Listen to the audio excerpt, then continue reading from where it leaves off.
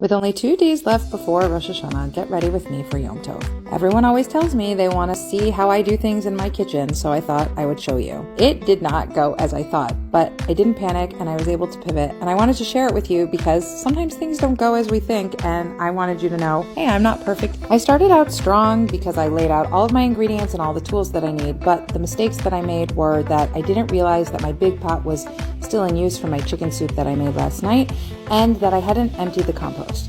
I didn't think not having my big pot would be an issue. I have a smaller pot and I'm like, okay, I'll just use that one. But once I was starting to really cut up all the vegetables, I realized the vegetables take up too much space and the small pot just wasn't big enough. So you'll see that I took a pause while the vegetables were cooking to strain the chicken soup that I made last night. But what happened in the interim was that the bottom of the pot burned a little bit. The reason I decided to cook the soup now was because I had a 2-hour time slot between my tidy together sessions. And I'm like, okay, well, I probably only need 45 minutes to make this soup, but it turned out that I needed an hour and 20 minutes because I had made a mistake and I had to pivot a little bit. So I'm glad I left myself the buffer time. And this is a problem that I see for a lot of people, is that they just don't leave enough time in case something goes wrong. So if there's any takeaway from today, it's to leave yourself enough time to get things done and try to do things as early as possible.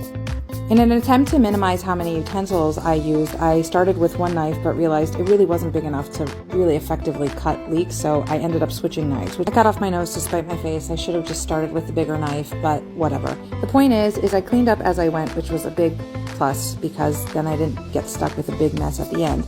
As it was cooking down, I tidied up and then I made myself something to eat, and then when it was cool, I took out the bay mixer and I blended it so it was nice and smooth. What are you making for Yom Tov?